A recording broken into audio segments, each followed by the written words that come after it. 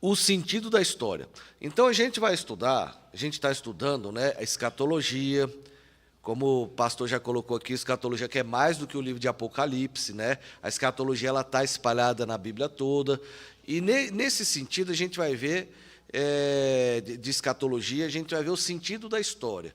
Porque o Apocalipse, o livro do Apocalipse, ele é um desfecho, né, da história, como o pastor sempre coloca, acho muito interessante a história da redenção, né? Porque a nossa história continua.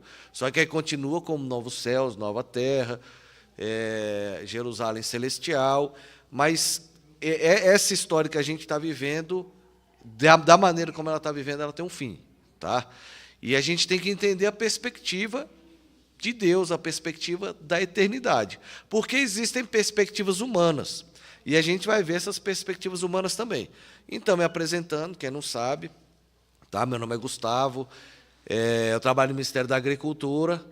Lá eu brinco que eu sou zootecnista, mas, na verdade, eu formei em História, eu não sou zootecnista. Mas lá o agrônomo é rei, então eu sempre faço essa brincadeira, né? Mas a minha formação é História, eu dei aula em cursinho inicialmente, mas depois eu dei aula em faculdade, que eu fiz mestrado, e aí, quando eu passei no concurso, o último lugar que eu dei aula foi a UPS, dei aula no curso de História da UPS. Então, eu dava aula em cursos de História de faculdades pequenas. E Deus me abençoou, me dando a oportunidade de dar aula na Escola Dominical da Nacional. Então, por muitos anos, eu dei aula lá na Nacional. E sou diácono da Nacional, aqui, nessa situação de congregação, né? Bom, vamos passar para o próximo slide. Vaso.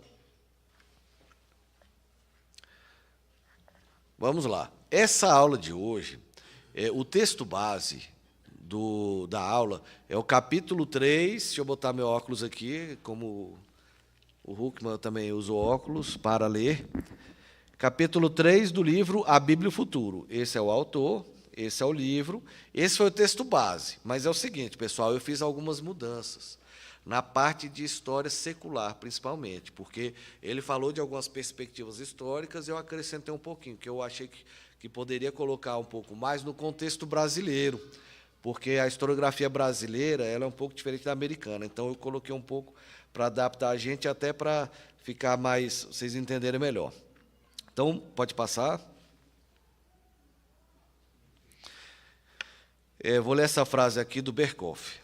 Nossa geração está estrangulada pelo medo do homem por seu futuro e pela direção que somos dirigidos, contra a nossa vontade e desejo, ou seja, a história.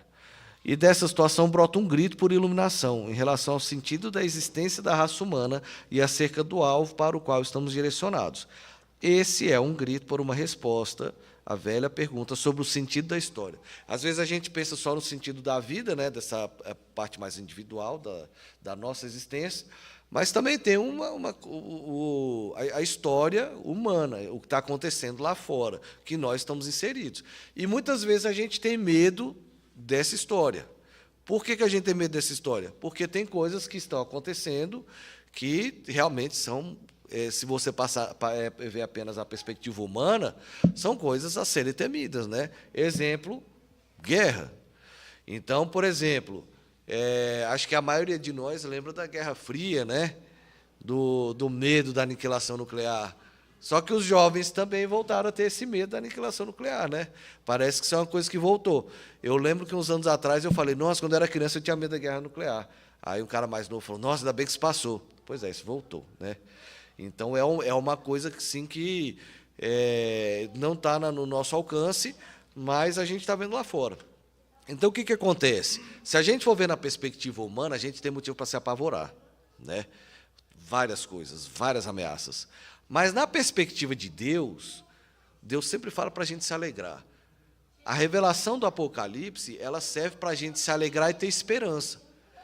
Porque o Apocalipse é isso. O Apocalipse é a revelação dos planos de Deus para que a gente possa ter esperança. Então, a gente é convidado a conhecer a história da perspectiva de Deus, a olhar o Apocalipse da perspectiva de Deus e a gente a ter esperança, né? A ter fé. Porque se a gente for olhar humanamente apenas, a gente não tem motivo para ter esperança. Na perspectiva humana, a gente não tem motivo para ter esperança de nada, nem individualmente, nem coletivamente. Tá? E é isso que a gente vai tentar fazer hoje aqui, com a graça do Senhor, que é mostrar um pouco dessa perspectiva cristã da história. Então, o que a gente está tentando fazer aqui? Pegar a história, juntar com o Apocalipse e mostrar perspectivas da história, tá? Fazendo um panorama da aula seria isso. Porque, às vezes, a gente vai falando da aula, não explica qual que é o geral e a pessoa fica querendo entender o objetivo. O objetivo é esse, vamos ligar esses elementos, tá? Então, vamos lá. Se olharmos para a história sem a ação de Deus, sem a sua soberania, nós entramos em desespero, não é? Não apenas a história individual das nossas vidas, mas a ação de Deus na história humana. Então, Deus não fez o universo e foi embora. Deus está aqui, Deus está agindo, Deus está de olho, tá? Então, isso é importante a gente ver. Até quando parece que Deus não está presente, Deus está presente. Tem um livro da Bíblia que isso é muito visível. Alguém sabe qual é? Parece que Deus não está presente, mas Deus está lá. Hã? Esther. É o livro de Esther. Eu me ausentarei. Eu sou fã desse livro. Vamos lá. Então, sem Deus, vivemos com medo. Exemplo, Guerra Fria, tempos atuais. Né? Gente, eu gosto dessa parte militar, sabe, da história. Eu gosto dessas coisas. Toda vez que você vai ver a arma que foi inventada, você fica com mais medo. Você fala, inventaram um negócio que faz isso, e realmente não é motivo para se alegrar, não, porque o negócio é terrível. Mas a nossa esperança está no Senhor. Fim do otimismo. Pessoal, quando a gente fala, a gente está falando de pessimismo, né, mas teve momentos na história de mais otimismo.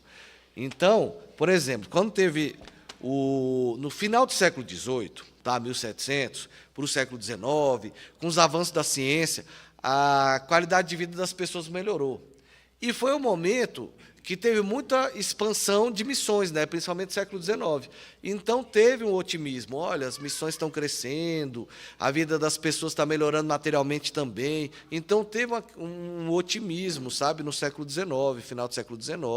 Lógico, teve também romantismo, mas não vamos chegar no pessimismo. Vamos ver o otimismo de boa parte do Ocidente com relação ao crescimento do Evangelho, à expansão das missões e a melhoria material das pessoas. Tá?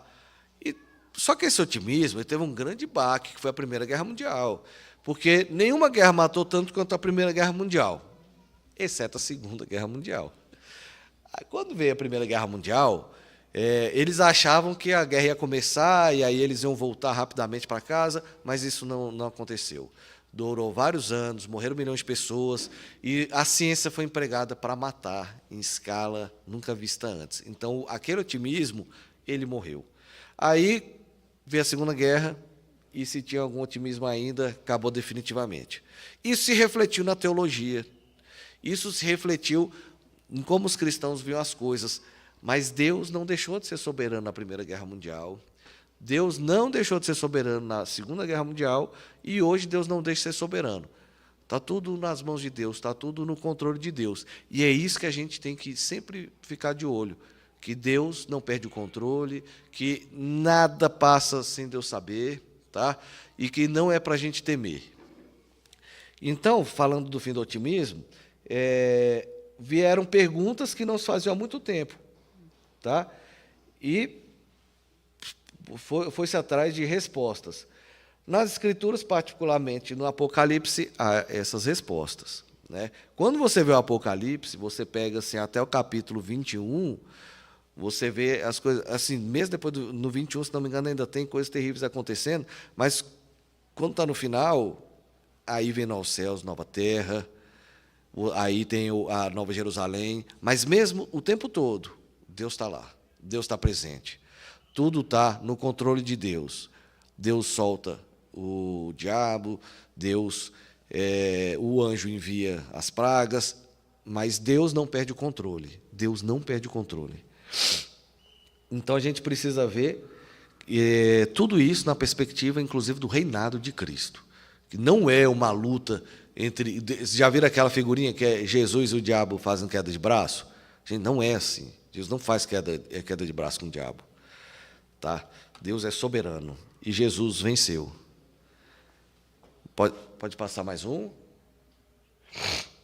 Então, agora a gente vai ver duas concepções de história, porque já que a gente está vendo Apocalipse e a perspectiva cristã, estamos vendo concepções de história. Então, vamos começar pela grega, que, na verdade, não é só a grega, tá? Mas a grega que é mais famosa no Ocidente. O autor colocou a grega, eu acrescentei a hindu. É uma história cíclica. Tá? A concepção de história da Grécia é uma história cíclica. O que quer dizer isso? Quer dizer que eles não têm um começo e um fim. Tudo, a gente chega numa idade de ouro, aí a gente entra na decadência, aí tem idade de prata, tem a idade de bronze. Os gregos tinham isso, os gregos antigos, tá? Os pagãos. E aí as coisas melhoravam, e chegava a decadência, piorava, e aí depois melhorava e ficava um ciclo. Vocês já ouviram uma frase que hoje em dia o pessoal fala muito assim, como é que é? Homens fracos geram tempos difíceis geram homens fortes geram tempos fáceis geram homens fracos, e tudo se repete. Isso seria essa frase está muito em voga na internet, né? Esse círculo. E esse seria uma coisa assim mesmo. Tempos difíceis, pessoas fortes e por aí vai. Então, essa concepção cíclica de história é uma concepção que não é cristã. No cristianismo, a história não é cíclica, tá? As coisas não se repetem, mas existe uma coisa interessante, que é a perspectiva profética. Na perspectiva profética, dá a impressão que é diferente. Você vê uma coisa aqui, é um tipo de uma coisa que vai acontecer lá na frente, mas a história não se repete, tá? E a história não é cíclica. Então, a história é linear e ela aponta para um alvo. Qual que é o alvo que ela aponta? Cristo, a redenção, a vitória. A gente já tem a vitória, já nos foi comunicado que a gente já tem a vitória. A vitória foi na cruz, mas a vitória ela vai se intensificar ainda mais. Tá? Não é que se intensificar, o verbo não é esse. A vitória, ela se consumar já foi na cruz. Se consolida, né? Na redenção final, novos céus, nova terra. Mas a vitória já é de Jesus, já há o reino, e aí é o amilenismo, já Jesus já reina. Tá? Então, vamos lá. Segundo Hesíodo, a era dourada acabou com a abertura da caixa de Pandora. Vocês conhecem a caixa de Pandora, que todo mundo fala?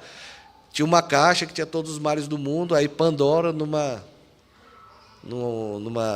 sei lá como é que eu chamo isso, ela foi lá e abriu a caixa com os mares do mundo, os mares do mundo saíram, quando ela fechou, os mares já estavam por aí. Né? Isso aqui é o pensamento grego. Como é que é o pensamento cristão? É a queda. É a queda. Tá? Mas a gente não vivia numa era de ouro. O ser humano estava na integralidade, mas não era uma era de ouro, mas era o paraíso, tá? O Éden. Bom, mas então, está claro essa questão do cíclico? Isso é no grego, tá? Vamos dar uma olhadinha aqui, próximo slide. Aqui, ó, reconstrução, era dourada, progresso, crise. Isso aqui a gente tem na nossa cabeça, né? Isso aqui, além do grego, a gente consegue imaginar que os impérios têm seu crescimento, sua decadência, seu declínio, seu fim. Quando a gente pensa que todo império vai declinar, qual império que a gente pensa particularmente? Romano, né? A gente pensa no Império Romano, que o Império Romano ele entra em declínio. Você olha e fala, como é que o Império Romano caiu? Né? Aí você vai, estuda as causas. Tem um historiador chamado Gibbon, né? Que, do século XVIII, que ele fala disso. Aliás, muita gente estuda sobre isso.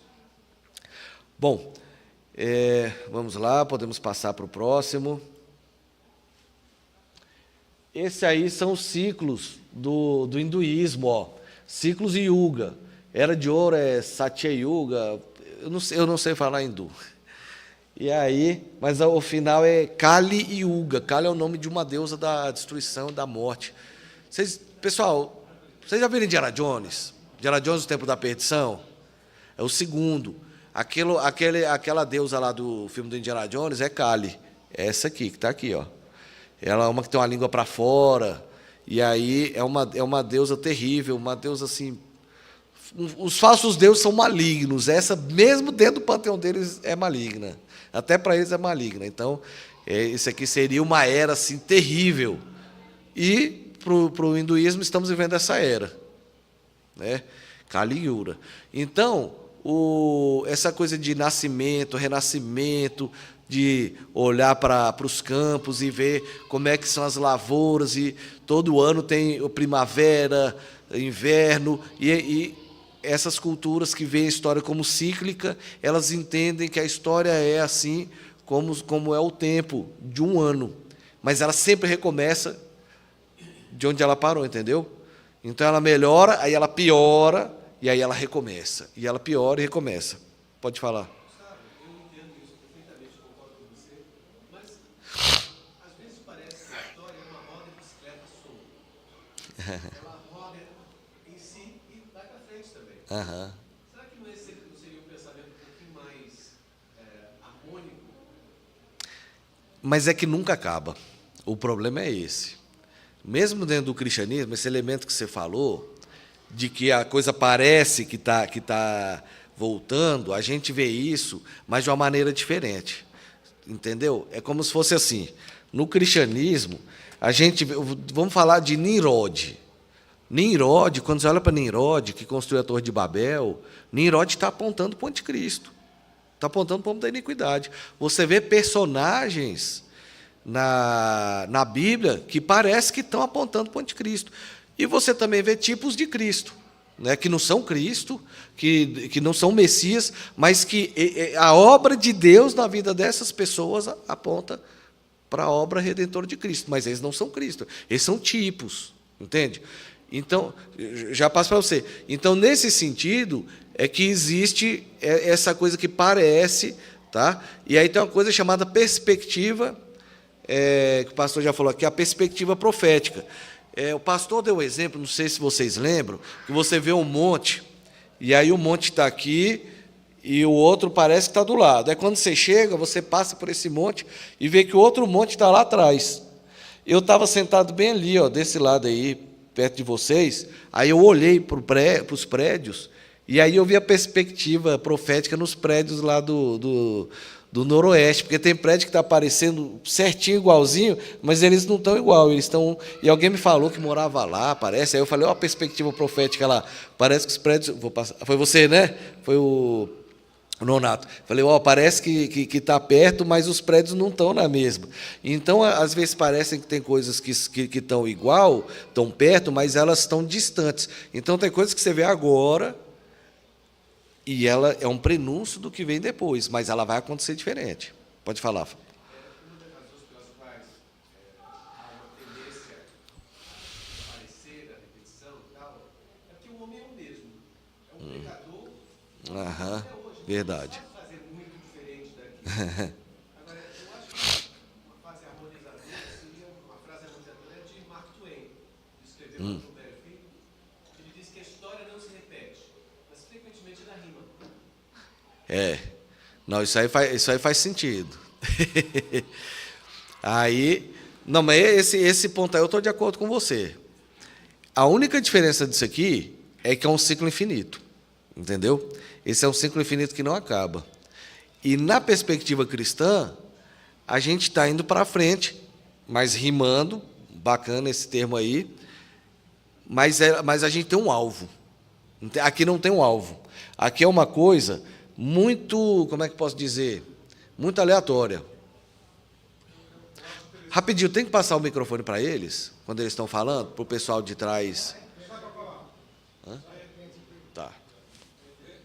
Eu acho interessante essa visão, porque a gente pode tirar duas coisas dela. Essa maneira que o Nonato colocou, cíclica, como a roda de bicicleta solta, que é a natureza humana em si, no seu governo, no seu pensamento, fora do pensamento cristão, fora de Deus. E Deus, ainda que essa roda siga sem uma direção, Deus, no seu cumprimento, né, de redenção, de história, do alvo, como você colocou, ele faz com que essa roda siga o caminho que ele precisa para chegar ao fim. Interessante. São coisas que estão em paralelo. Deus não deixa que essa roda siga só. Ele está ali controlando todo esse caminho. Se precisar virar, ajustar, descer, subir, ele vai fazer com que esse homem desajustado ou entendendo que está repetindo a história, chegue ao alvo que ele é, que vai culminar na volta de Cristo, no final dos tempos. Para quem está assistindo à internet, o Salles fez um comentário bem interessante, bem complexo, sobre a ação de Deus na história e sobre como o Nonato falou da natureza humana que não muda, e aí o Salles acrescentou que Deus interfere na história humana através da redenção, né, Salles? Foi isso? Mesmo com o ser humano pecador. É isso, Salles? É só porque eu estou querendo passar aqui para quem está assistindo de casa.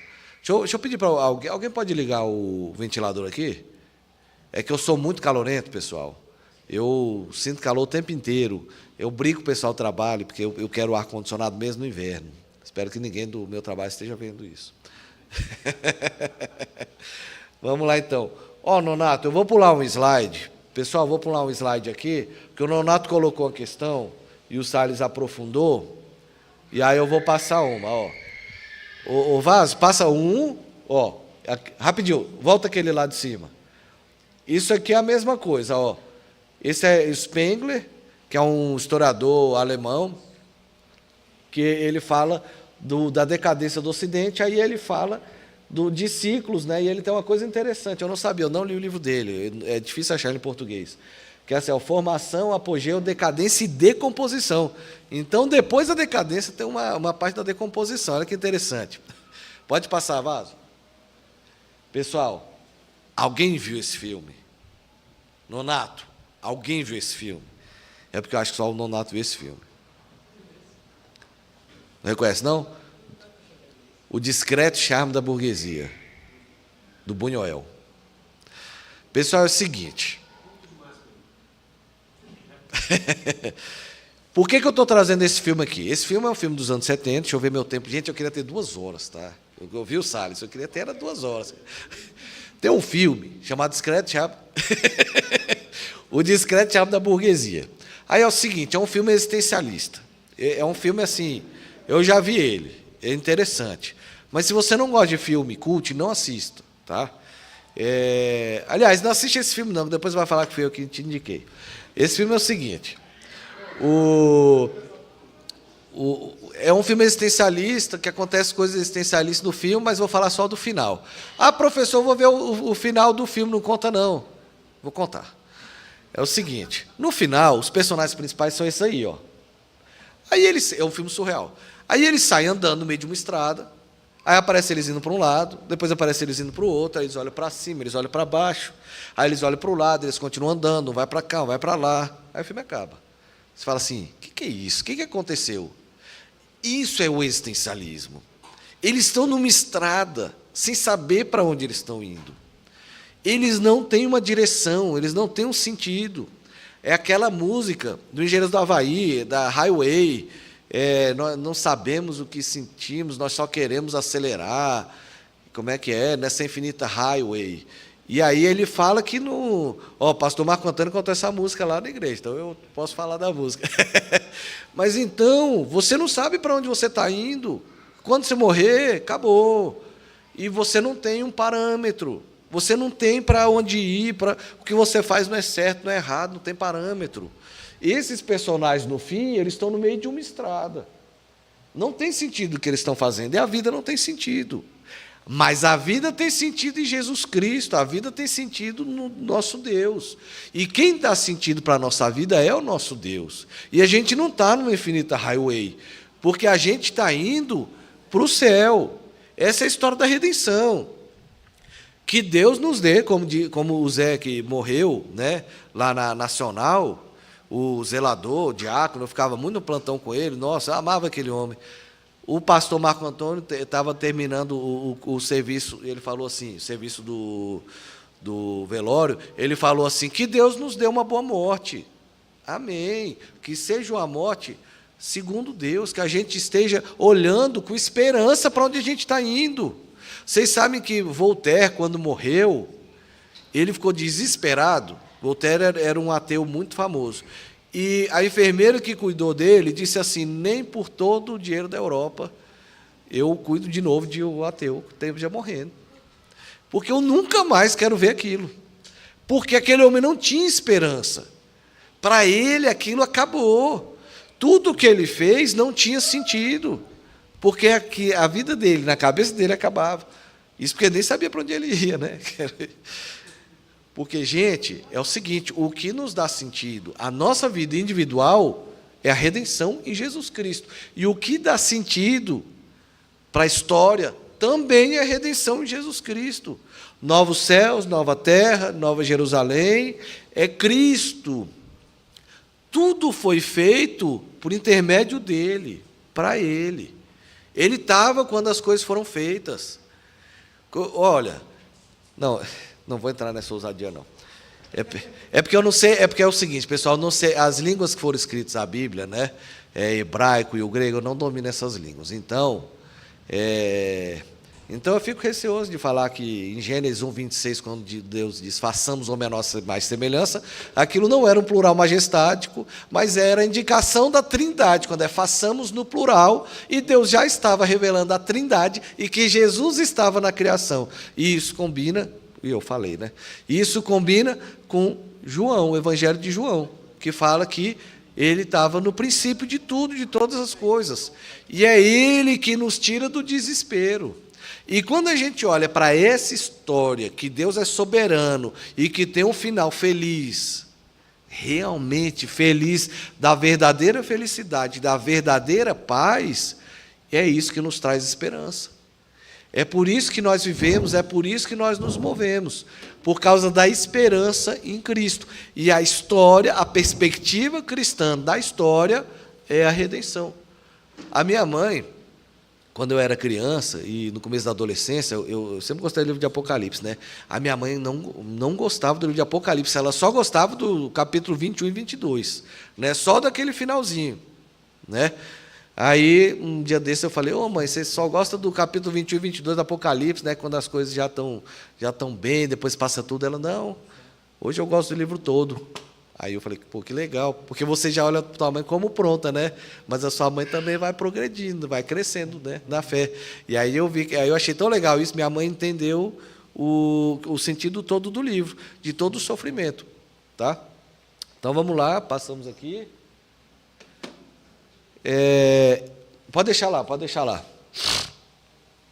Então, o Hockman, ele apresenta a versão da perspectiva ateia, tá? Pós-moderna, do relativismo, tá? Que a gente não sabe para onde vai. Tem uma perspectiva de que, no final, vai haver uma revolução do proletariado e que aí a história vai se estabilizar. E a história termina com a revolução do proletariado, e aí, primeiro, o mundo vira socialista, países viram socialistas, no final, o mundo vira todo comunista. Mas também não é a nossa visão. Por quê? A nossa visão é a redenção por Jesus Cristo, não pelas pessoas. É o Senhor que nos redime. Então, tudo aponta para uma vitória, mas uma vitória de Cristo. Então, a história que não tem sentido, nenhum padrão significativo, nenhum movimento para um fim podem ser vistos na história, só uma sucessão de eventos desprovidos de sentido. Mas para a gente, tudo é provido de sentido. Vamos passar para o próximo slide e vermos agora a perspectiva cristã. Olha, coloquei aqui vários momentos da história, né? O pregador Whitefield, o Lutero, as missões, o avivamento, o templo, para a gente entender. Gente, eu adoro essa expressão. Eu vou ser sincero, eu aprendi essa expressão com o pastor Quaresma. Eu não lembro de ter ouvido antes da história da redenção. Eu acho essa expressão muito boa, porque não é só história humana. Porque, gente, a Bíblia, ela conta a história da redenção. A Bíblia conta a história da relação de Deus com o homem. Certo? É essa história que a gente está falando, da relação de Deus com o homem. De um homem, de um ser humano que foi separado pelo pecado, redimido pela cruz e que foi salvo por Jesus. E a gente vive a tensão do já e ainda não. O que é a tensão do já e ainda não? Vivemos no reino, tá? Jesus reina, nós reinamos com Ele, mas ainda não, porque a gente ainda está num corpo de pecador, a gente peca, a gente tem pensamentos ruins, pensamentos pecaminosos, a gente está no mundo que... Pessoal, porque é o seguinte também, o mundo também será restaurado. É novos céus e nova terra. Às vezes a gente olha muito para a Nova Jerusalém e não olha que também são novos céus e nova terra. Deus vai fazer tudo novo, mas a matéria que tem aqui, a gente não vai viver um mundo de antimatéria, tá? A gente não vai viver um mundo só espiritual. O nosso corpo vai ser glorificado. Há uma ressurreição. É porque é o seguinte, pessoal, isso é um erro que às vezes alguns cristãos têm, de achar que o corpo já era. O corpo vai ser glorificado. A ressurreição, a glorificação do corpo. Isso já aconteceu com Jesus, por isso ele é as primícias dos que dormem. Então vamos lá, vamos ver a perspectiva cristã. Tem mais 2 horas, né? Ou é 1h30? Brincadeira, pessoal. Essa coisa do horário eu acho importante, eu brinco, mas. Hã? Não, estou brincando, Augusto. Cabe. Você sabe por que eu brinco? Porque eu gosto de estar no horário, de terminar no horário, porque eu sei que todo mundo também tem alguma coisa, né? Mas vamos lá. E eu sou presbiteriano, eu gosto de horário. Então, pessoal, vamos tratar agora da perspectiva cristã de história. Então, a gente viu o quê? A grega, hindu, uma secular. A gente viu uma ateísta secular. Não é pagã, veja bem. Secular, não pagã, que o mundo a gente não sabe para onde está indo, tá certo? A gente não sabe para onde está indo o mundo, a gente não sabe, não tem sentido, e agora a gente vai para a terceira, que é a perspectiva cristã. Lembrando, o livro de Apocalipse, pessoal, olha só, existe uma coisa que é a revelação progressiva. Você pega, Deus ele vai se revelando ao longo da Bíblia e vai tendo progressos de revelação, tá? Tem coisas que os primeiros não faziam ideia. E que a coisa vai progredindo. O livro de Apocalipse, vocês sabem que Apocalipse quer dizer revelação, né? Tanto em inglês é The Book of Revelation. O livro de Apocalipse, ele revela muito coisas que já estão reveladas e que ganham um sentido maior.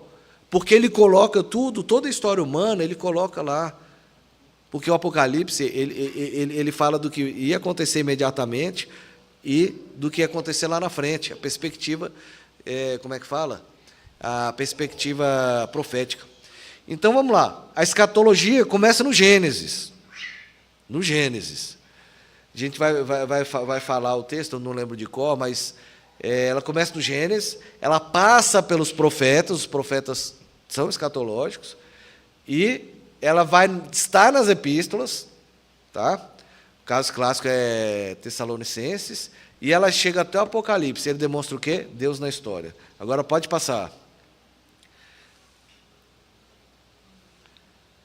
Uma fé histórica. Não dá para ler, vocês não estão vendo isso não, né? Deixa eu só ver uma coisa, pessoal. Não, é porque eu acho que ia ser bom. Deixa eu ver.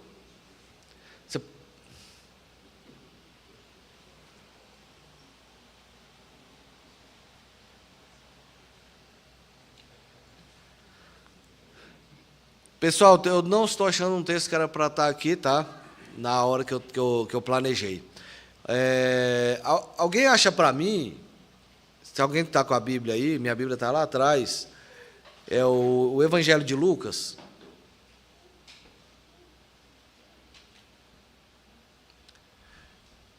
Que, como a gente está transmitindo, né? Eu não tenho a liberdade de virar, sair, pegar, porque eu respeito a quem está vendo. Evangelho de Lucas. É o primeiro mesmo, é o início.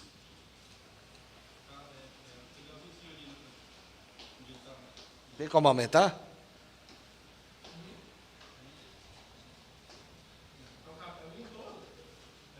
Eu vou ler o início de Lucas. Vamos lá. Visto que muitos houve que empreenderam uma narração coordenada dos fatos que entre nós se realizaram, vai passando até eu finalizar.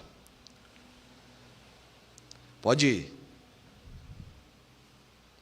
Ou seja, Lucas está começando assim, olha, muita gente falou sobre Jesus, os fatos que se realizaram.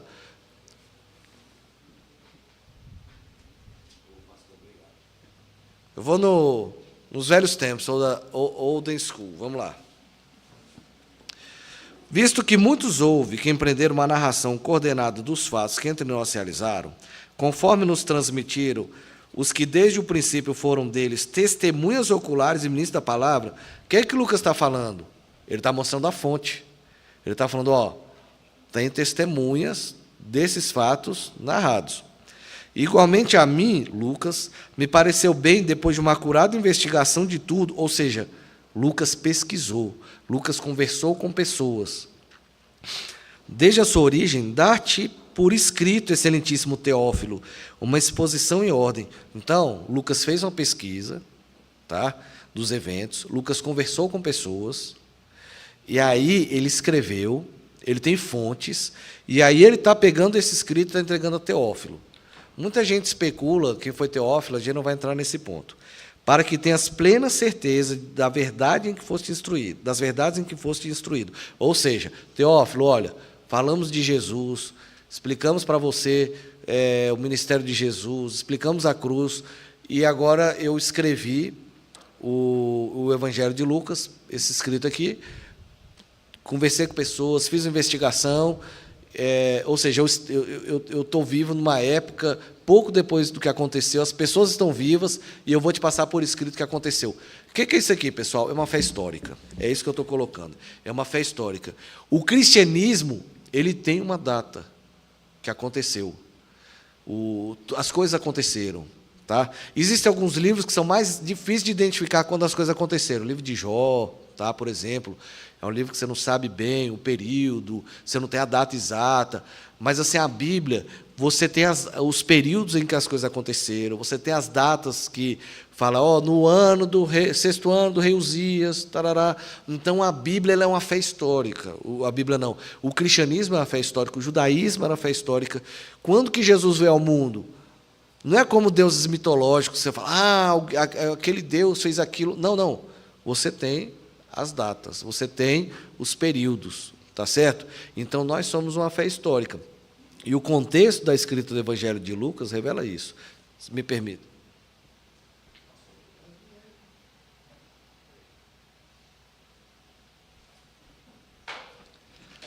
Tá certo? Então, quando a gente for entender a história a história cristã, na perspectiva cristã, a gente também tem que entender que é uma fé histórica, tá? Os locais que as coisas aconteceram, eu sou professor de história e ali temos um professor de geografia, né? Então os locais existem, não são locais mitológicos, tá? Não é igual a mitologia grega, que a mitologia grega fala de longe, de onde teria acontecido. Não, existe uma lógica histórica que pode ser comprovada. Tá? Tanto é que no século XIX, quando quiseram atacar o cristianismo, eles começaram a procurar a alta crítica, principalmente a alemã, era um movimento que procurava desacreditar a Bíblia como literal, como verdade, né? Daí o liberalismo teológico, ela procurava dizer, esse lugar não é bem assim, Isaías são 3, esse livro da Bíblia não foi escrito por esse autor, ficava tentando pegar os fatos históricos ligados à construção da Bíblia, às andanças do povo de Israel, da igreja, e relativizar como se não fossem históricos, tá bom? Mas são históricos. É uma realidade histórica e factual. Vamos pegar aqui o Credo Apostólico, que é um dos documentos que a Igreja Presbiteriana subscreve. Ô Vaso, você pode passar dois aqui, voltar aqui nos slides, está escrito credo apostólico. Esse momento eu estou explicando como estamos historicamente. A gente não está voado, a gente não é pipa voada, não sei se vocês conhecem a expressão. A gente tem um lastro histórico. É o slide 13. Eu vou lendo aqui, tá? Isso aqui foi feito no início do cristianismo. Não vou saber agora precisar qual momento, mas isso é do início do cristianismo. Não sei se foi da controvérsia contra os arianos, eu acho que foi. Creio em Deus Pai Todo-Poderoso, Criador do céu e da terra. Creio em Jesus Cristo, seu único Filho, nosso Senhor, o qual foi, agora, olha só, foi concebido por obra do Espírito Santo, nasceu da Virgem Maria. Teve uma data isso? Porque a gente estava falando da eternidade, mas agora a gente está falando da Virgem Maria, mãe do nosso Senhor Jesus Cristo, e de quando foi concebido. Padeceu sob Pôncio Pilatos. Opa, Pôncio Pilatos é um cara romano. A gente sabe quem foi. Isso está na história. Assim, ele existiu. Na verdade, tudo aqui existiu, mas é porque tem gente que gosta de dizer que não existiu, que gosta de ceticismo. Pôncio Pilatos existiu, tem registros. Foi crucificado, morto e sepultado. Há um tempo histórico que isso aconteceu. Ressuscitou. Também teve um dia que Jesus ressuscitou. Isso também está na história. Ah, mas eu sou cético e não acredito. Ok. Não acredita, mas isso está, há uma linha histórica e há um momento em que Jesus ressuscitou. Tá? Não foi, por exemplo, na eternidade, não foi num tempo mitológico. Jesus tinha 33 anos.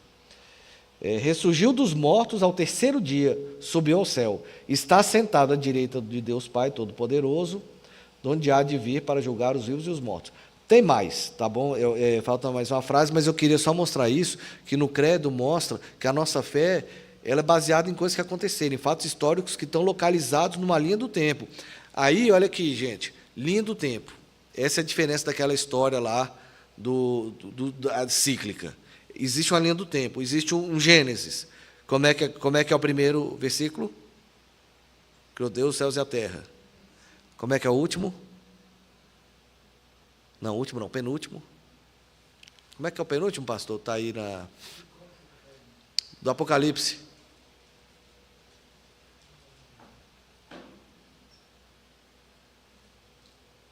Mas então, existe um início, existe um meio e existe um fim. Tá? Vamos passar para frente. Olha que legal isso aqui. Isso. Aquele que dá testemunho dessas coisas diz: certamente veio ser embora. Ninguém viu seu devido. Não era não. Mas eu esqueci onde está. Acontece. Vamos lá, pessoal. O que são essas duas aqui, ó?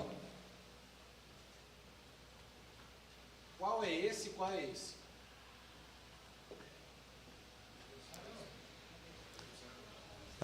Salles? José do Egito. E aquele outro? Aquele é a mulher. Rainha Esther. Rainha Esther. Dois personagens que mostram a ação de Deus na história. E quando parece que Deus não está agindo. Nos dois casos parece. Mas o de Esther é ainda mais significativo. Vamos dar uma olhadinha aqui? Olha aqui. Gênesis 50, 20. Olha o que José fala para os irmãos dele. Vós, na verdade, intentaste o mal contra mim, porém Deus o tornou em bem, para fazer como verdes agora, que conserve muita gente, que se conserve muita gente de vida. O que aconteceu? Deus, na soberania dele, permitiu que os irmãos de José fizessem o que eles fizeram, vendeu ele como escravo.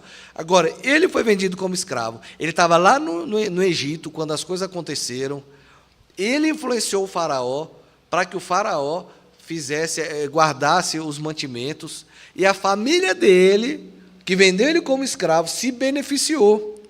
E depois, José perdoou todo mundo. Gente, é emocionante a história de José. E Deus estava lá.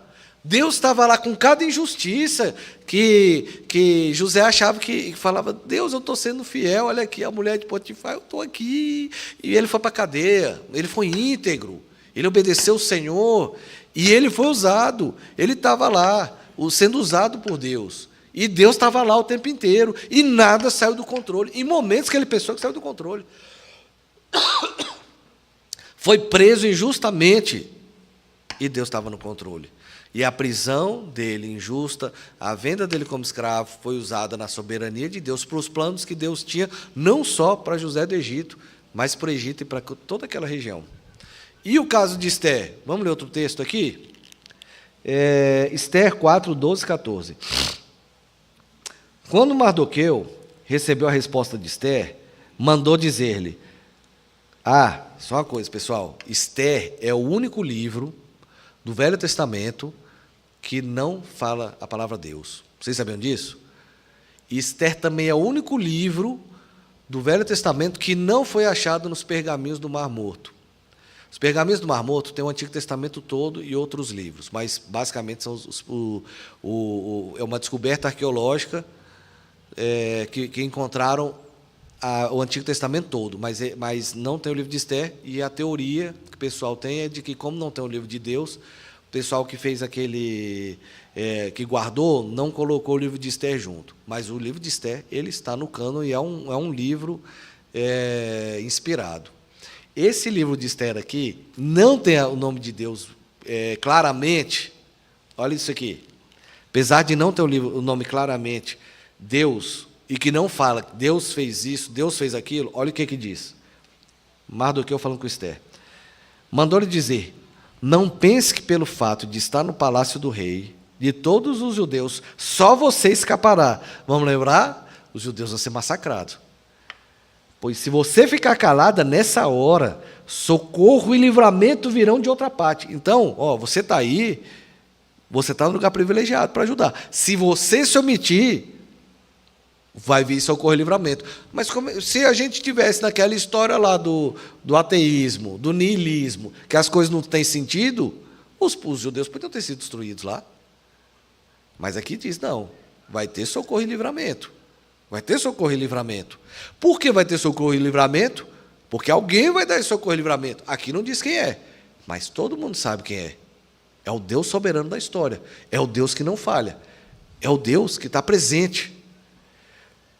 Não pense que pelo fato de estar no palácio do rei, todos os judeus, só você escapará. Se você ficar calada nessa hora, socorro e livramento surgirão de outra parte para os judeus, mas você e sua família e a família de seu pai morrerão.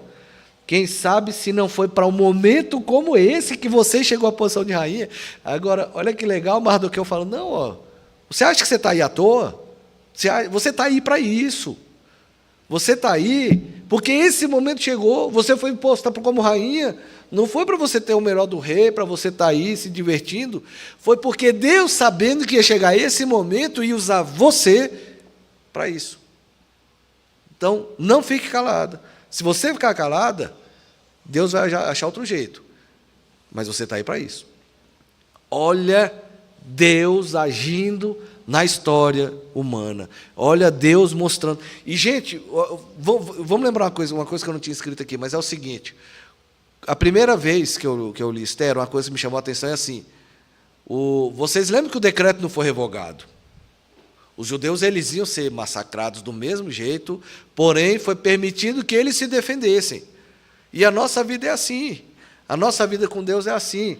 Os perigos eles acontecem, os danos acontecem, as coisas ruins acontecem conosco. A gente está no mundo caído, mas Deus nos dá a defesa. Deus nos dá a mão. Deus está com a gente para que a gente, quando essas coisas vierem e elas vêm, para que nós estejamos com o Senhor. Entendeu? Deus não nos livra, quer dizer, não é que Deus não nos livra do mal, Deus nos livra do mal. Mas assim, o mal não prevalece. Mas a gente está no mundo caído. Todo mundo aqui, todo mundo, sem exceção, já teve fase ruim na vida. Todo mundo.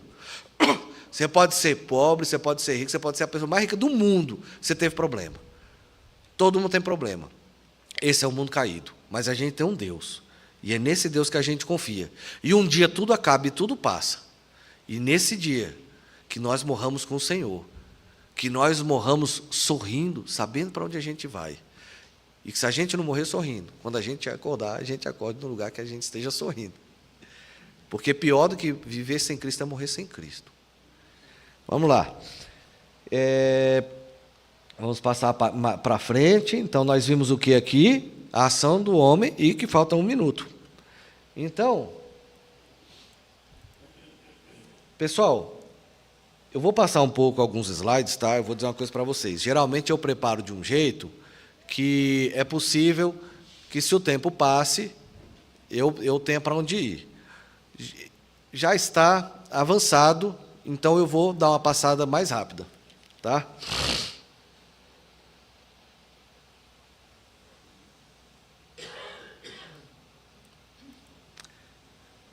Ô, Vaso, você coloca no slide amarelo que tem aí, mais para o final, por favor. Esse aí. Olha aqui, ó. Tudo aponta para Cristo. A criação, a Escritura, a lei, a profecia, tudo aponta para Cristo, tá? Desde o Antigo Testamento, tudo aponta para Cristo. Tem um versículo que eu quero mostrar para vocês. Eu ia ler outros textos, mas eu vou pegar assim alguns mais importantes, tá?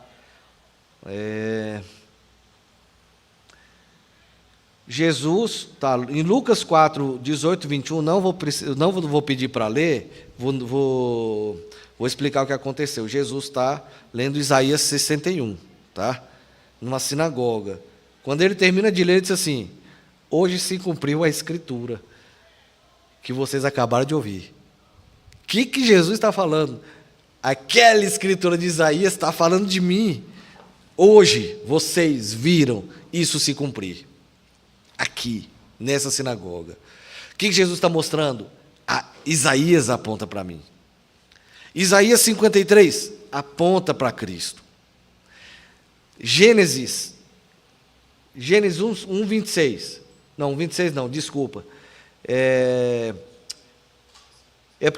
porque, pessoal, como eu estou passando um pouquinho mais rápido, eu não estou bem isso mesmo. Porém, inimizade entre ti e a mulher. Ô, Vaz, mandou bem aí, cara. Mandou. Entre ti e a tua descendência, o teu descendente, esse te ferirá a cabeça e tu lhe ferirás o calcanhar. O que é isso? É o proto-evangelho. Gente, em Gênesis, no começo de Gênesis, já mostra que o descendente da mulher, que é Cristo, ele que esmagará a cabeça da serpente. Como? Com a morte e ressurreição. Em Gênesis prevê Cristo. Isaías prevê Cristo. Tem um texto que eu quero mostrar para vocês. Gente, eu estou finalizando mesmo. Eu não sou de prometer e não cumprir, não. Miqueias 5:2. E tu, Belém Efrata, embora sejas pequena entre os milhares de Judá, de ti me sairás o que há de reinar em Israel. Beleza, estava falando de uma pessoa, né? Vai reinar em Israel, cujas origens são desde os tempos antigos. A pessoa que vai reinar tem as origens dos tempos antigos, você pode estar falando da linhagem. Desde os tempos da eternidade. Agora falou desde o tempo da eternidade, agora não dá para falar só da linhagem. Cristo não nasceu no início da era cristã. Cristo foi gerado na eternidade. E ele encarnou aqui, um Cristo já existente. E aqui, em Miqueias 5:2, onde os judeus não tinham essa ideia da divindade de Cristo, aqui já começa a dar uma, como é que fala? Dar um gostinho. É como se fosse assim, Deus dá umas pitadas que aquelas pessoas não tinham como saber o que era. Mas que quando Cristo veio, encarnou, explicou o seu ministério, aquilo fez sentido. Porque quando Jesus veio, tudo fez sentido. E quando aqueles fariseus falaram para Jesus que ele estava expelindo demônios em nome de Beelzebu, o que Jesus fala para eles? Vocês estão rejeitando o Espírito Santo. Vocês estão vendo. O Espírito Santo vocês estão rejeitando ele. O que acontece aqui? Jesus usa o Velho Testamento para mostrar o que está acontecendo. Tem muita gente que não gosta do Velho Testamento. Gente, Deus é o mesmo do Velho Testamento e do Novo. Deus não progrediu nada. Deus sempre foi o que Ele é. Deus é eterno. A nova aliança é diferente da antiga aliança, mas o Deus é o mesmo. Não pense que Deus melhorou, tá? Então, eu quero ler mais um texto aqui. Calma aí, só um momento.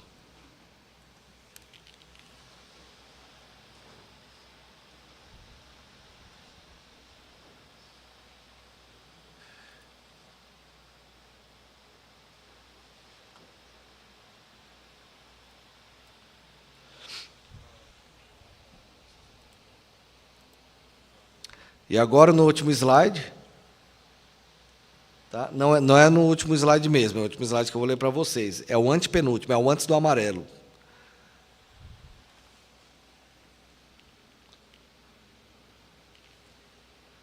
Pessoal, deixa eu falar uma coisa para vocês do tempo. A gente está falando do tempo da eternidade, o tempo cíclico, na eternidade é diferente, aqui é uma coisa. Vou contar uma coisa para vocês, presta atenção. Aqui na frente o tempo é outro. Aqui na frente, o tempo passa, rápido. E você acha que está no tempo. Aí você vê e fala, meu Deus, o tempo passou. E aí vocês estão aí, o negócio está demorando, mas aqui o negócio está voando. Então, quem está na frente, às vezes tem dificuldade de terminar na hora, porque é gostoso você dar aula. E tu está falando, e o tempo está voando. Então, o tempo da eternidade não é diferente? O tempo aqui é diferente daí. Vamos lá. Ah, professor, o tempo da eternidade não existe. Não, vamos entrar nesse ponto. Vamos lá. Não, é um antes, vaso.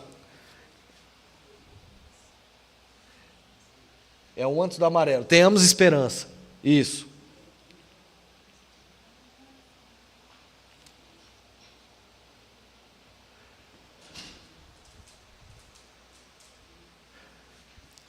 Berkoff argumenta que uma visão tal da história não faz jus, porque está terminando um assunto, não faz jus nem ao desempenho atual de Deus, nem à vitória de Cristo, e que, por causa disso, é a negação de um aspecto essencial da fé cristã.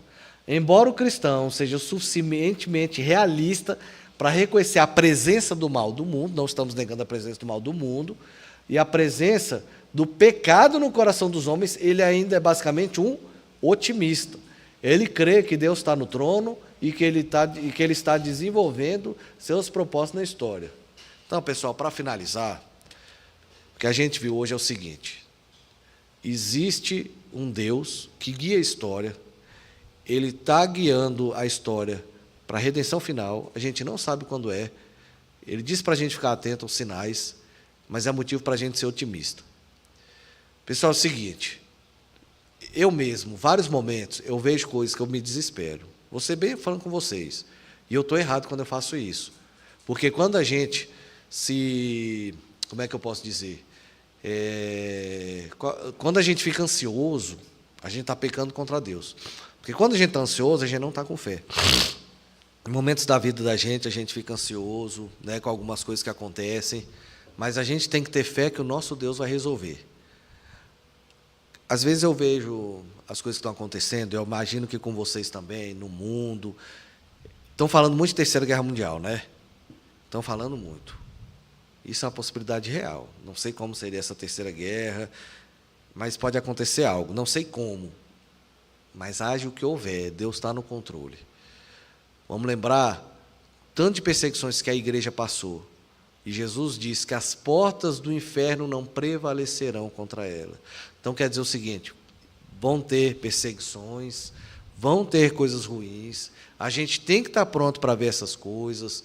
O mundo, ele é um lugar caído, nós somos pecadores, nós temos todas essas coisas, mas a nossa esperança está em Cristo, a nossa esperança está em Deus, Deus é soberano, Deus não falha, nada escapa a Ele, e Ele não perde o controle. Essa história que a gente está vendo, todas as coisas que estão acontecendo, tá, no mundo, Deus sabe disso e sabia antes de tudo acontecer.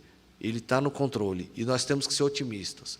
E eu quero deixar um desafio para nós. Pessoal, é um desafio para mim também. Vou ser bem honesto com vocês, é um desafio para mim, que é ser otimista. Que é olhar e falar assim, haja o que houver. A história pode estar sendo, aparentemente, caminhando para uma nova idade das trevas. Mas Deus reina sobre tudo. Luz e trevas para Deus é a mesma coisa. A gente pode estar caminhando para a idade das trevas, para a grande tribulação, mas Deus é Deus. E é isso que eu espero ter passado para vocês, que Deus é o Senhor da história. Ele é o Senhor da nossa história e é o Senhor da história da humanidade. Amém, pessoal? Então vamos fazer uma última oração aqui para encerrar. Senhor Deus, nosso Pai, nós te agradecemos, Senhor, pela Tua presença nessa aula, Pai. Nós sabemos, Senhor, que todos nós aqui somos pecadores, Pai, a começar de quem fala, Pai. Por isso, no início da aula, nós te pedimos, Pai, que o Senhor fosse presente, que fosse o Senhor a falar, Pai. E que se eu falei coisas minhas, Senhor, se eu falei coisas do meu coração que não condizem, que seja anátema, Pai, que seja esquecido. Mas todas as coisas, Senhor, que o Senhor falou através de mim, Pai, eu, um pecador miserável, todas as coisas que o Senhor falou, que essas coisas fiquem no coração de cada um aqui, Pai. Que as Tuas coisas prevaleçam, que elas fiquem no coração, Pai. E que o Senhor nos ensine a ver a vida, Pai, a história, as notícias da TV, as notícias do YouTube, todas as notícias e tudo que está acontecendo, como algo Teu. E que o Senhor, Pai, nos faça perseverantes sobre tudo o que tiver para acontecer. E para que o Senhor esteja conosco, Pai, nos guardando, nos guiando e nos dando alegria, esperança com alegria. Porque, meu Pai, uma das palavras, um dos verbos que o Senhor mais usa na Bíblia é alegrai-vos. Nós te pedimos, nos dá a Tua alegria, nos faça nos alegrarmos, Pai, porque à medida que os eventos se aproximam, se for para acontecer nessa geração, ou na outra, ou qualquer coisa, Pai, nós estamos caminhando para o céu, nós estamos caminhando para a glória, nós estamos caminhando para ficarmos contigo, Pai. É o motivo para nos alegrarmos, porque cada dia para frente é um dia mais perto de Ti. Por favor, Pai, nos abençoa para que nós amemos a vinda de Cristo e nos faz prontos para ela. Em nome de Jesus, amém.